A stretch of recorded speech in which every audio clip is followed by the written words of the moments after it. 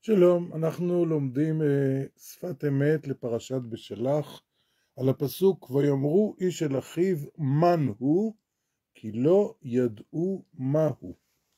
אומר השפת אמת ויאמר משה עליהם הוא הלחם.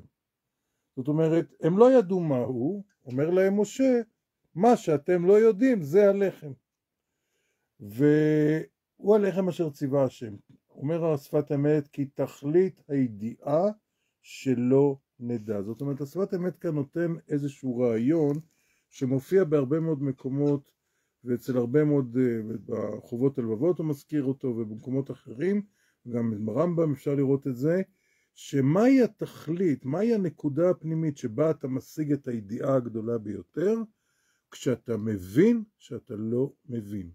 ההבנה שיש לנו מגבלות לידיעה שלנו, שהידיעה שלנו היא לא יכולה להקיף כל דבר, היא בעצם הידיעה הגבוהה ביותר, היא בעצם הנגיעה בעין, בספירת כתר שהיא בעצם העין, והעין בהיפוך אותיות הוא האני. זאת אומרת, מתי אנחנו מגיעים אל הידיעה? כשאנחנו מבינים שאנחנו לא מבינים. כשהאני הופך להיות עין.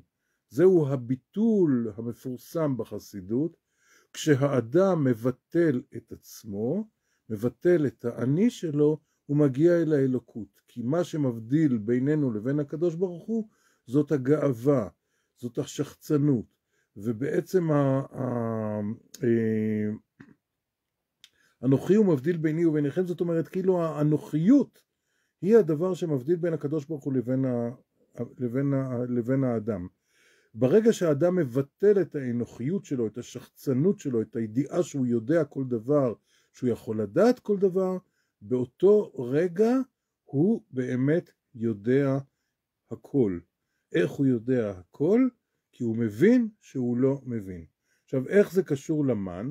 אומר השפת אמת, שכך היה כל תהלוכות בני ישראל במדבר, לכתך אחרי במדבר ארץ לא זרועה, ועל זה אמרו כבהמה נמשכנו אחריך, אדם ובהמה תושיע, דרשו חז"ל ערומים בדעת כאדם ומשימים עצמם כבהמה. על הפסוק אמרו כבהמה נמשכנו אחריך, אדם ובהמה תושיע. מה זה אדם ובהמה תושיע? אנחנו ערומים בדעת כמו בהמה, ולכן הבהמה היא בהמה, זאת אומרת המה הוא בעצם המאף, ונחנו מה? לא עלינו תלונותיכם כי אם על השם. נחנו מה? זה בעצם הדרך להשיג את הקדוש ברוך הוא.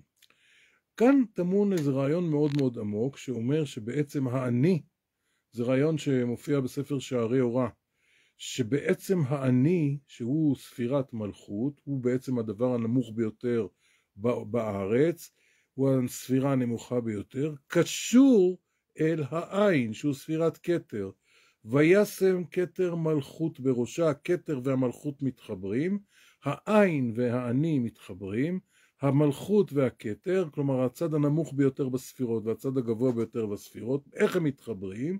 כשהאני הופך להיות עין, כשאדם הופך להיות עין. זאת אומרת, מתי בעצם מקבל האדם את המזון שלו מהקדוש ברוך הוא? מתי הוא מקבל את המן שלו? מתי הוא יקבל את הלחם שהוא רוצה? כאשר הוא שואל מן הוא. מה זה המן הזה? כלומר, הוא לא יודע מה הוא מקבל, הוא כאילו מבטל את עצמו, מבטל את הצורך שלו באמת להגיע למקומות, לעבוד מאוד על הלחם, רק אז הוא מקבל בעצם את הלחם שלו, רק אז הוא מקבל את האני שלו, הוא מקבל את האוכל שהוא אליו הוא מחפש.